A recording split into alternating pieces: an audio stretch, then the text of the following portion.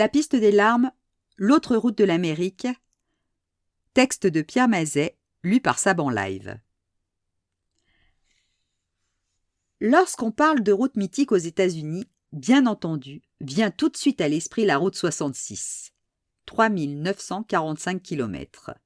Elle est l'icône de la Nouvelle-Amérique unie et aventurière.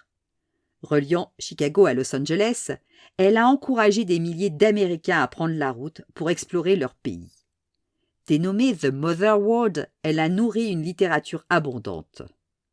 Citons parmi tant d'autres ouvrages Jack Kerouac avec La Route, dans lequel l'auteur, adoptant un ton rythmé très road movie, y relate son périple à travers les États-Unis de New York à la côte ouest, en compagnie de quelques autres icônes, Beat Generation, parmi lesquels Allen Ginsberg, Neal Cassidy ou William Burroughs, que l'on reconnaît facilement bien qu'ils ne soient jamais nommément cités, Kerouac préférant utiliser des noms d'emprunt. John Steinbeck avec Les raisins de la colère, où l'auteur y relate l'exil de la famille Joad, de pauvres métayers de l'Oklahoma, chassés sur la route 66 par la Grande Dépression et les conditions climatiques extrêmes. Il s'y retrouve avec des milliers d'autres Hokies en quête de l'Ouest, de Californie et de promesses de vie meilleure. Aujourd'hui, elle a perdu de sa superbe. De grandes portions sont devenues impraticables. Elle survit grâce au tourisme et prendre la route 66, c'est plonger dans l'Amérique des années 50, dont certains endroits semblent s'être gelés à cette époque. C'est goûter à l'Amérique profonde de Kerouac, du train sonnera 3 fois. Cependant, il existe une autre route, moins connue, moins glorieuse. Et pour cause. Elle appartient au côté sombre de l'histoire des États-Unis. Elle est moins longue, environ 1500 km. Elle va de Charleston en Géorgie à Tacleca en Oklahoma. Elle fut empruntée notamment par les Indiens Cherokees, chassés de force en 1838 par les nouveaux maîtres du continent.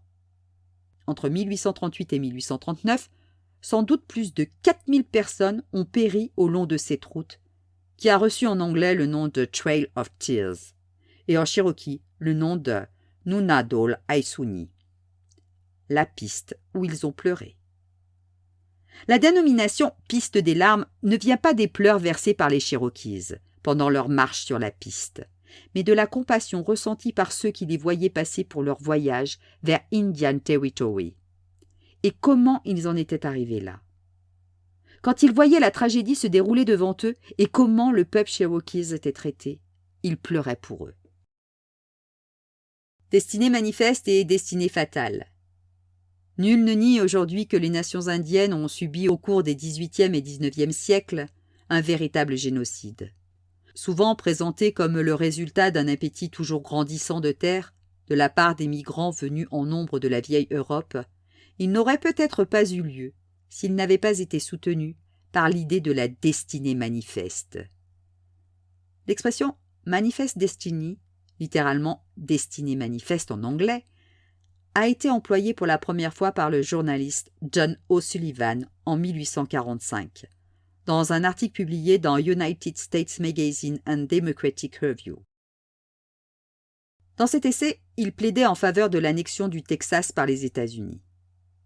Pour reprendre ses termes exacts, c'est notre destinée manifeste de nous déployer sur le continent confié par la Providence pour le libre développement de notre grandissante multitude.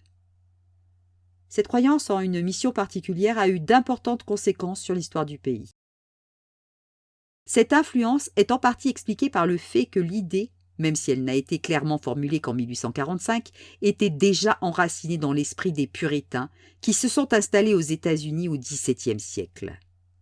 En effet, les habitants de la Nouvelle-Angleterre se voyaient comme les élus de Dieu.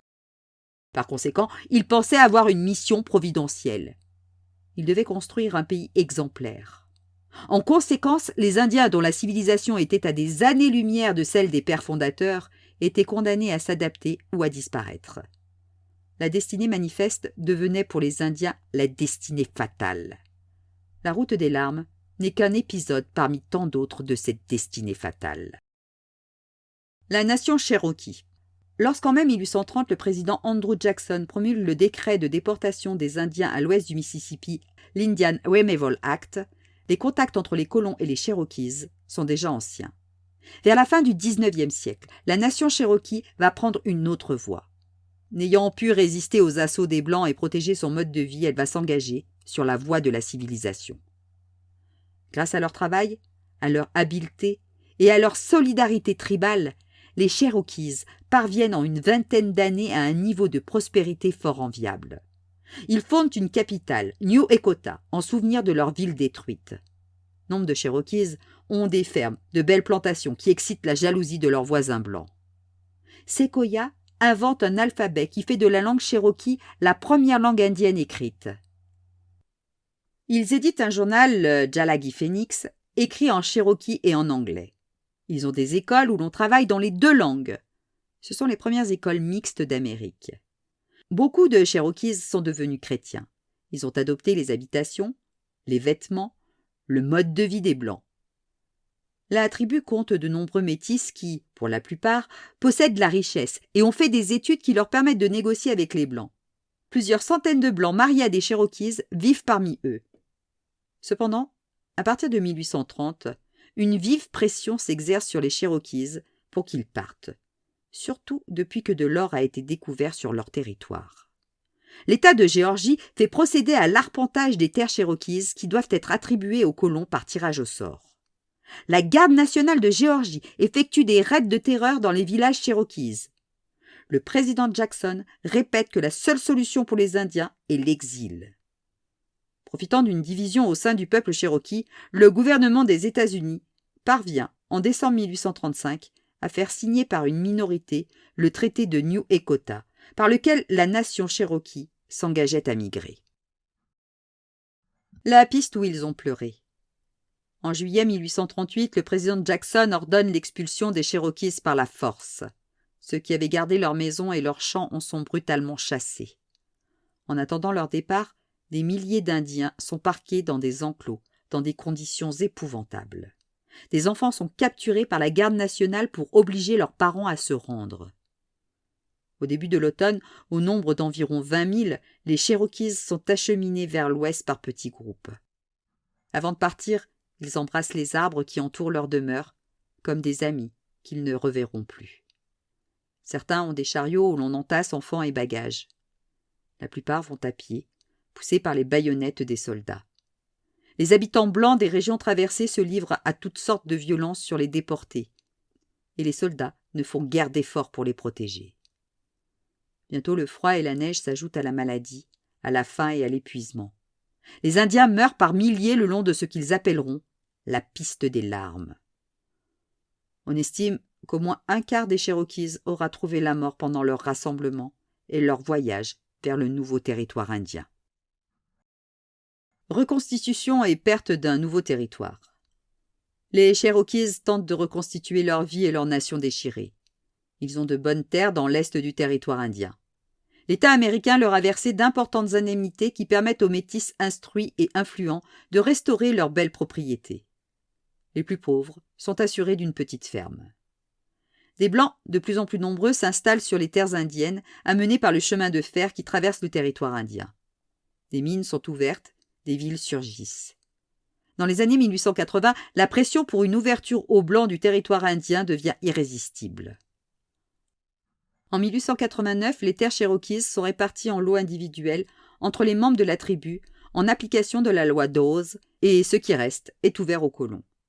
C'est la première ruée pour la terre, une course durant laquelle les colons s'efforcent de s'assurer les meilleurs lots. En 1890, le territoire d'Oklahoma est constitué avec ses terres ouvertes à la civilisation. La loi de réorganisation indienne de 1934 permet aux Cherokees de reconstituer un gouvernement autonome. Mais les territoires accaparés par les Blancs sont à jamais perdus.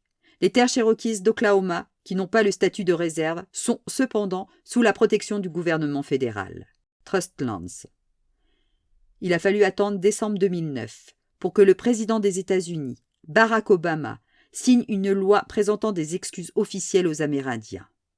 Et encore, la loi a été promulguée en catimini, ne faisant l'objet d'aucune déclaration publique ou conférence de presse. Si bien que ces excuses restent ignorées de la majorité des Américains. Pourtant, les Cherokees dont la population s'élève à 300 000 individus, constitue la plus importante tribu amérindienne. De plus, nombre d'Américains ont des origines cherokees. C'était le cas d'Elvis Presley, Jimi Hendrix, Tina Turner, Kevin Costner, Johnny Depp, Cameron Diaz, ou encore de Quentin Tarantino.